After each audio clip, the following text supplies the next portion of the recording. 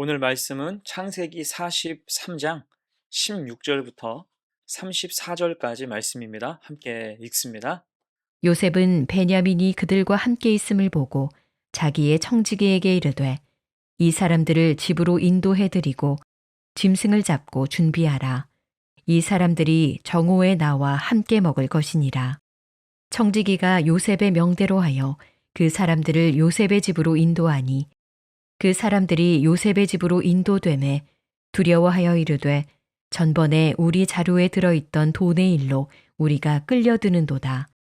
이는 우리를 억류하고 달려들어 우리를 잡아 노예로 삼고 우리의 나귀를 빼앗으려 함이로다 하고 그들이 요셉의 집 청지기에게 가까이 나아가 그 집 문 앞에서 그에게 말하여 이르되 내 주여 우리가 전번에 내려와서 양식을 사가지고 여관에 이르러 자루를 풀어본즉 각 사람의 돈이 전에 그대로 자루 아귀에 있기로 우리가 도로 가져왔고 양식 살 다른 돈도 우리가 가지고 내려왔나이다. 우리의 돈을 우리 자루에 넣은 자는 누구인지 우리가 알지 못하나이다. 그가 이르되 너희는 안심하라. 두려워하지 말라. 너희 하나님, 너희 아버지의 하나님이 재물을 너희 자루에 넣어 너희에게 주신 것이니라. 너희 돈은 내가 이미 받았느니라 하고 시므온을 그에게로 이끌어내고 그들을 요셉의 집으로 인도하고 물을 주어 발을 씻게 하며 그들의 나귀에게 먹이를 주더라. 그들이 거기서 음식을 먹겠다 함을 들었으므로 예물을 정돈하고 요셉이 정오에 오기를 기다리더니 요셉이 집으로 오매 그들이 집으로 들어가서 예물을 그에게 드리고 땅에 엎드려 절하니 요셉이 그들의 안부를 물으며 이르되 너희 아버지 너희가 말하던 그 노인이 안녕하시냐 아직도 생존해 계시느냐 그들이 대답하되 주의 종 우리 아버지가 평안하고 지금까지 생존하였나이다 하고 머리 숙여 절하더라. 요셉이 눈을 들어 자기 어머니의 아들 자기 동생 베냐민을 보고 이르되 너희가 내게 말하던 너희 작은 동생이 이 아이냐 그가 또 이르되 소자여 하나님이 내게 은혜 베푸시기를 원하노라.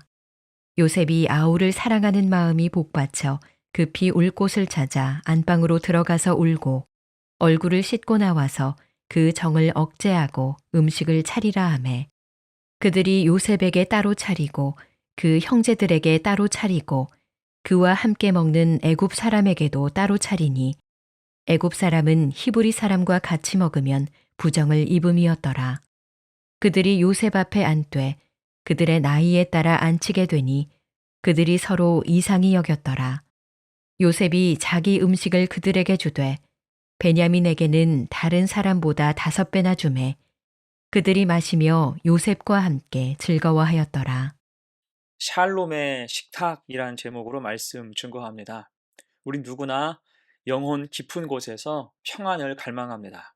그러나 평안은 저절로 주어지는 게 아니죠.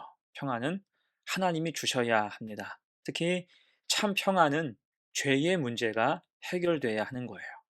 이 오늘 본문은 요셉과 그의 형제들이 함께 식탁에 앉은 이야기입니다. 이를 통해 죄의식의 두려움이 하나님의 은혜로 어떻게 해소될 수 있는지, 그리고 오랜 시기와 질투가 어떻게 성숙한 화평으로 변화할 수 있는지를 생생하게 보여줍니다. 그 의미와 교훈을 두 가지로 생각해 봅니다. 첫 번째, 죄의식이 주는 두려움은 하나님의 은혜로 해소해야 한다는 거예요. 인생의 위기 앞에서 인간이 느끼는 가장 큰 감정은 두려움일 것입니다. 두려움은 단순히 낯선 상황에서 비롯되는 것이 아니죠.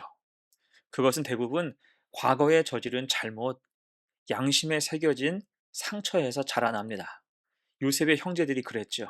이에 애굽의 총리로서 요셉이 그들을 집으로 초대했을 때 그들은 그 초대를 환대와 은혜가 아닌 재앙의 징조로 생각했습니다. 잔치가 두려움의 자리가 된 거예요. 그리고 이런 불안은 단순하지 않고 매우 복합적인 요인이 있었어요. 곧 오래전 어린 동생 요셉을 팔아 넘겼던 사건에서 비롯된 뿌리 깊은 죄의식이 그들로 불안하게 했습니다. 특히 그들은 지난번 자루에서 발견된 돈 때문에 이제 자신들이 노예로 끌려가거나 목숨을 잃게 될 것으로 두려워합니다. 18절이에요. 그 사람들이 요셉의 집으로 인도됨에 두려워하여 이르되 전번에 우리 자루에 들어있던 돈의 일로 우리가 끌려드는도다. 이는 우리를 억류하고 달려들어 우리를 잡아 노예로 삼고 우리의 나귀를 빼앗으려 함이로다. 어떻습니까? 죄는 이처럼 왜곡된 시선을 심어줘요. 하나님이 베푸시는 은혜의 기회조차 심판의 손길로 오해하게 만드는 것. 그것이 바로 죄의 권세가 인간의 내면을 올가매고 작동하는 방식이에요. 자, 그때 두려움에 떨고 있던 형제들에게 요셉의 청지기가 다가와서 말합니다. 23절, 너희는 안심하라, 두려워하지 말라. 너희 하나님, 너희 아버지의 하나님이 재물을 너희 자루에 넣어 너희에게 주신 것이니라. 너희 돈은 내가 이미 받았느니라. 여러분, 청지기의 이 말은 매우 의미가 있죠. 이것은 형제들을 안심케 하는 위로의 말이면서 이방 땅에서 산 요셉의 신앙을 증명하는 말이기도 합니다. 곧 요셉의 청지기가 이런 말을 할 정도라면 요셉이 얼마나 신실하게 믿음으로 살았는지, 얼마나 그곳에서 선한 영향력을 끼치며 살았는지를 짐작할 수 있습니다. 그럴 때 그 믿음의 언어가 청지기의 입술을 통해서 두려움에 떠는 형제들에게로 흘러간 것입니다. 이에 우리 역시 믿음으로 살아가는 동안 나를 통해 하나님의 거룩하신 이름, 복음이 선한 영향력으로 흘러가야 할 거예요. 그를 통해 주변을 평안으로 이끄는 성도가 돼야 마땅합니다. 자, 이제 그렇게 불안해하던 형제들은 청지기의 말로 위로받고 한동안 인질이었던 시므온이 풀려났으며 이제 그들에게 발 씻을 물이 제공되고 나귀에게 먹일 꼴도 주어졌습니다. 이것은 죄인이 아니라 손님이라는 뜻이죠. 결국 이러한 섬세한 환대를 통해서 형제들은 비로소 불안과 두려움에서 완전히 벗어나게 됐습니다. 여러분, 이처럼 하나님의 은혜가 부어질 때 그 위로와 섬세한 돌보심을 통해서 두려움에 찌든 영혼은 서서히 회복됩니다. 그래서 인생은 모두 하나님의 은혜 아래 살아야 하는 거예요. 죄의식의 두려움이 하나님의 은혜로 해소될 때 비로소 평안이 찾아오기 때문입니다. 세상이 주지 못하는 평안은 오직 하나님만이 주실 수 있죠. 이 사실을 기억해서 하나님 앞에서 평안을 누리고 평안을 전달하며 살아갈 수 있는 복된 성도가 되시기를 축원합니다. 아멘. 두 번째예요. 본문의 교훈 두 번째, 성숙함으로 화평을 일구어야 한다는 것입니다. 오늘 요셉은 형제를 다 불러 모았지만 재회의 감격 속에서도 감정에 이끌리지 않았어요. 특히 형제들의 변화를 확인하기 위한 세밀한 시험을 준비하죠. 그런 의미에서 자리를 나이 순서대로 배치한 것, 또 막내 베냐민에게 다른 형제들보다 5배나 많은 음식을 주는 것은 단순한 배치나 호의의 차원이 아니었습니다. 형들의 반응을 보는 조용하고도 깊은 시험이었죠.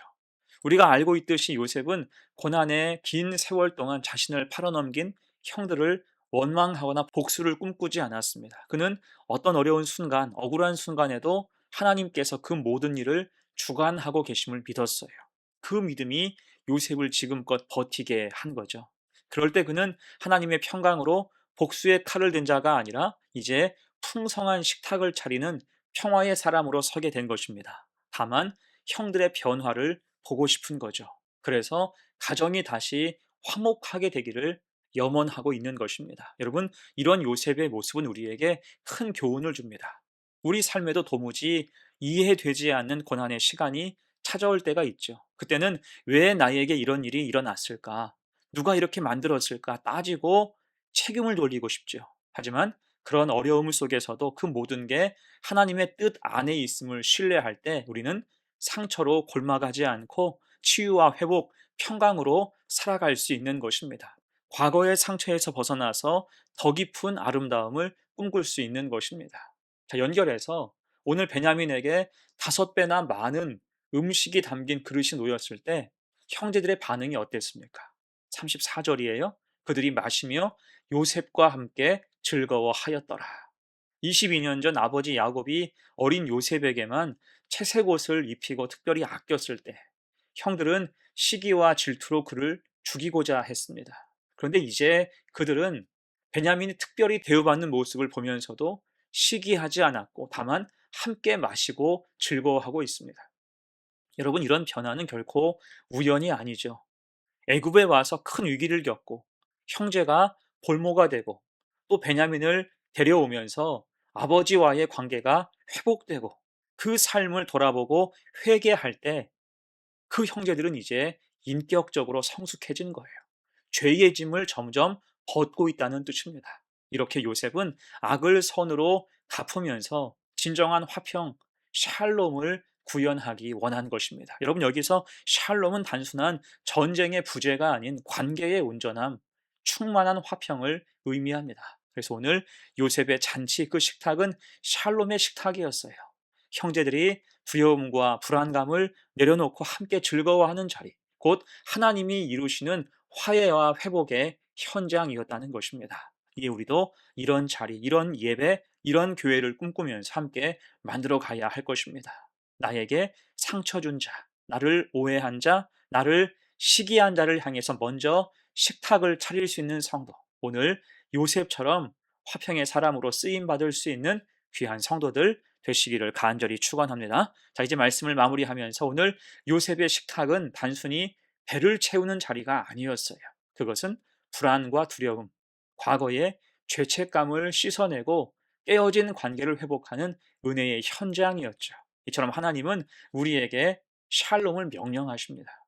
요셉이 형제들의 허물을 덮고 풍성한 잔치를 베풀었듯이 우리 역시 연약한 자, 특히 관계가 막혔던 자들을 위해서 기꺼이 샬롬의 식탁을 차릴 수 있는 넉넉한 믿음을 소유해야 할 것입니다. 우리 삶에 그런 은혜가 임하여서 예수 이름으로 모인 곳에서 두려움이 변하여 찬송이 되고 갈등이 변하여 화평이 되는 역사를 체험하고 살아갈 수 있는 우리 성도들, 우리 교회가 되시기를 간절히 축원합니다. 아멘. 함께 기도합니다. 사랑의 하나님, 오늘 말씀을 통해 진정한 평안이 어디서 오는지 깨닫게 하시니 감사합니다. 우리 마음속에 도사린 죄의 유혹과 두려움, 불안을 주님의 보혈로 씻어주시고 요셉이 보여준 성숙한 사랑을 우리도 담게 하옵소서. 우리가 주님의 성품으로 머무는 곳마다 반목과 시기 미움은 다 사라지고 하나님의 위로와 웃음이 넘치는 샬롬의 자리가 되게 하옵소서. 우리의 가정과 교회에 샬롬의 식탁이 늘 풍성하게 하옵소서. 감사드리며 예수님의 이름으로 기도합니다. 아멘.